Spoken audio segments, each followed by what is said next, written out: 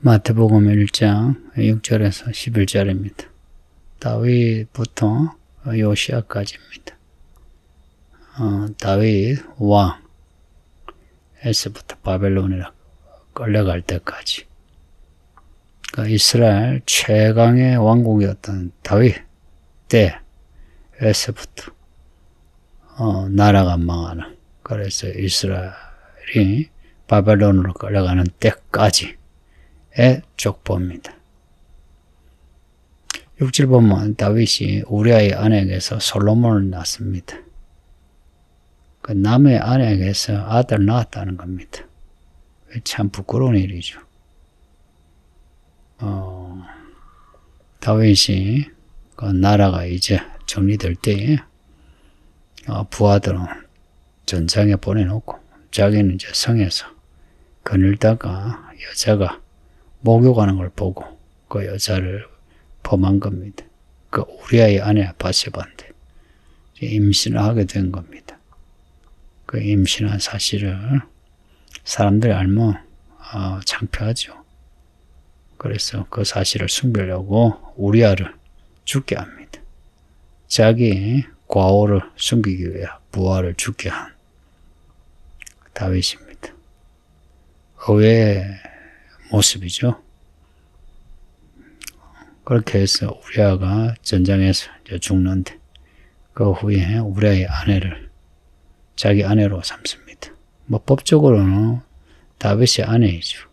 그럼에도 성경은 다윗의 아내라 하지 않고 우리아의 아내라고 다윗의 과오를 우리에게 드러내고 있습니다.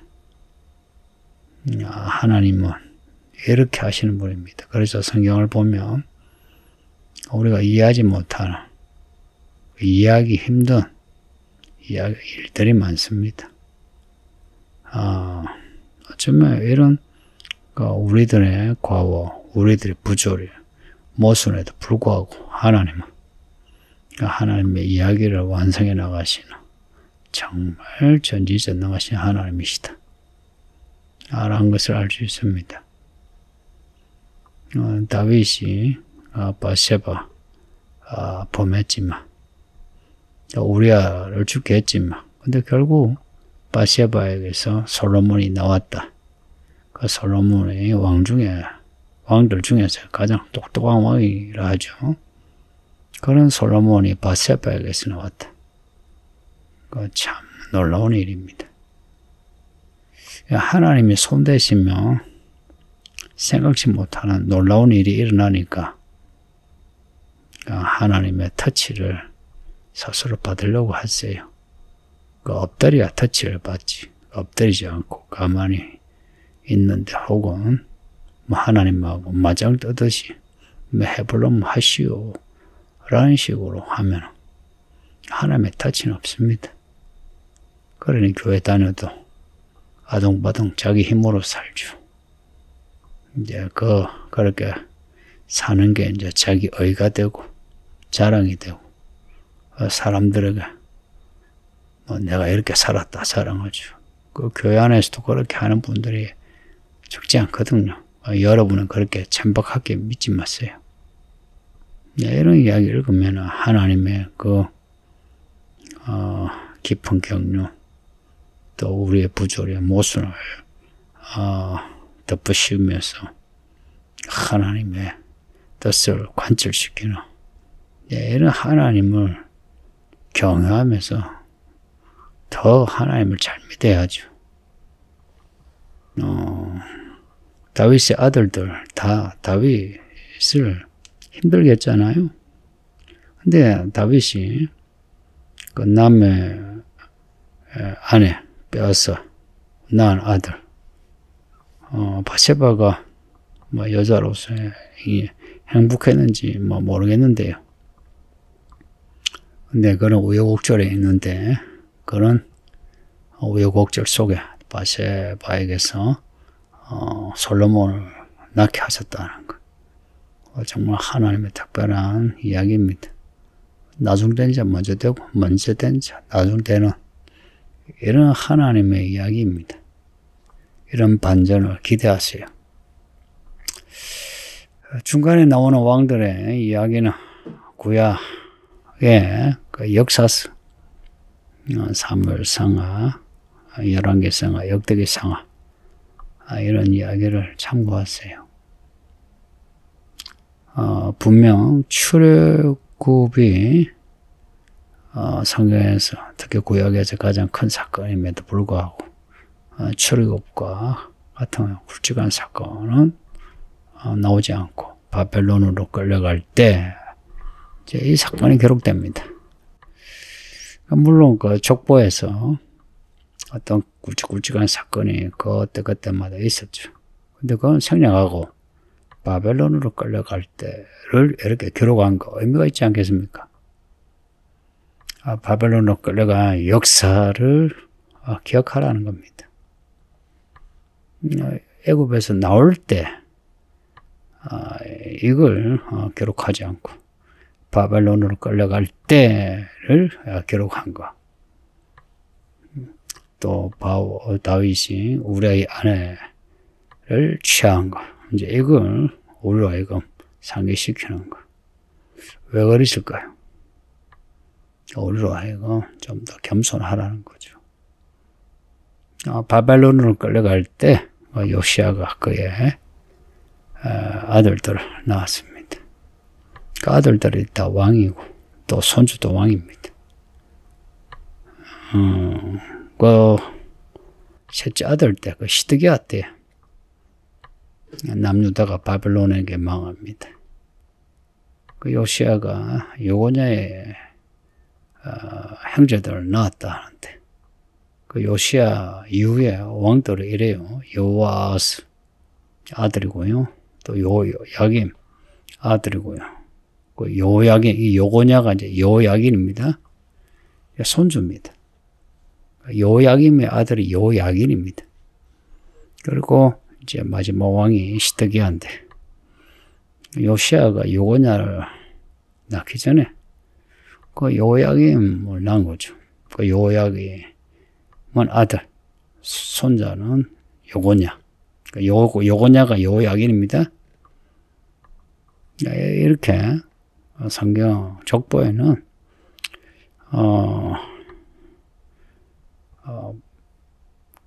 사람이 중간에 생략된 게 있다는 거예요. 여기서 요시아가 요야김을 낳고 요야김이 요야긴을 요고야를 낳았다 이렇게 하지 않고 그냥 요시아가 요고냐를 낳았다 한 겁니다. 그러니까 성경은 특별한 의도 가지고 편집된 책입니다. 하나님이 어떤 의도를 가지고 편집하셨을까?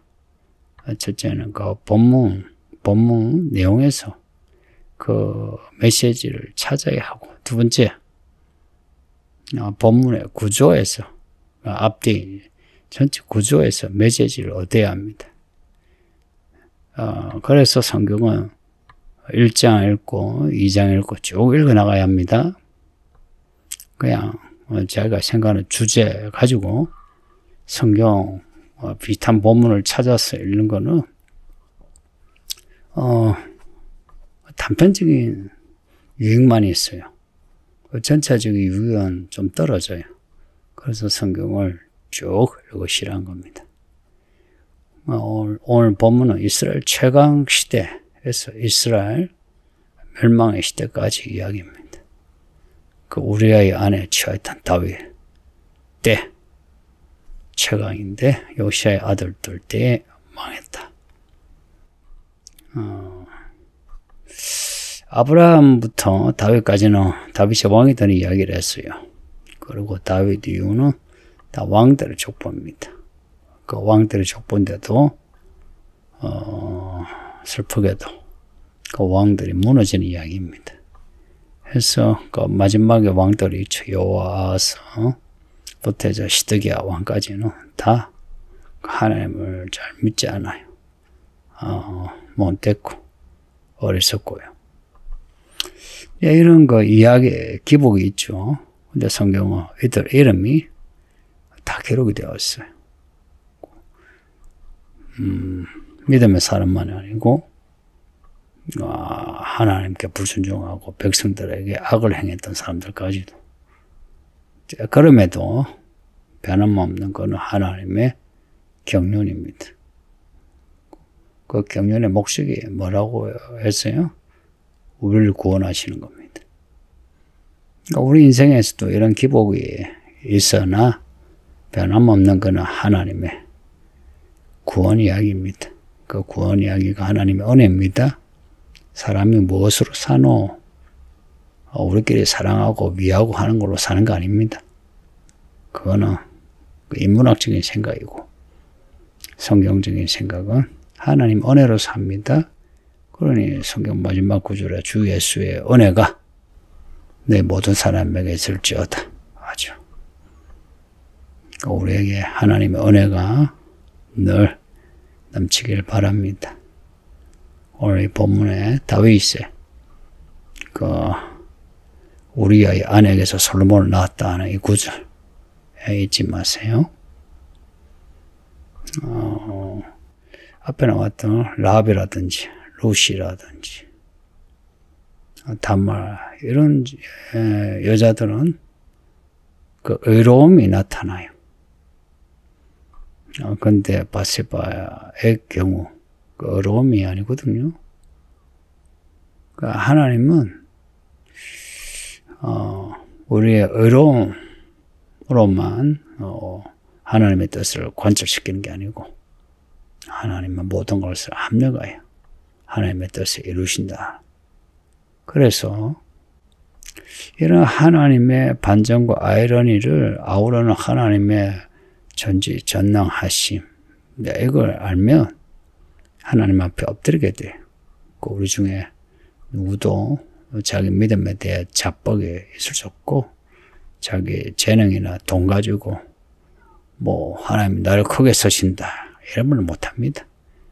그런 거 없어도 하나님의 뜻을 이루시니까 이런 거대한 하나님의 손길 속에 더욱 겸손하게 예수님 잘 믿기를 바랍니다. 기도합니다. 아버지 하나님 감사합니다.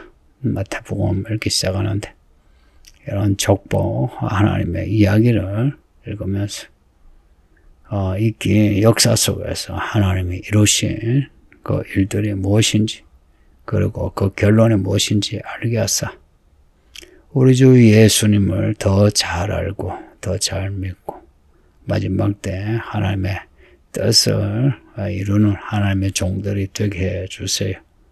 마태복음 이렇게 읽기 시작하는데 우리 성도들 끝까지 읽어내게 해주시고 이 복음서를 통하여 복음으로 살아가는 믿음의 사람 되게 해주세요. 예수님 이름으로 기도합니다. 아멘.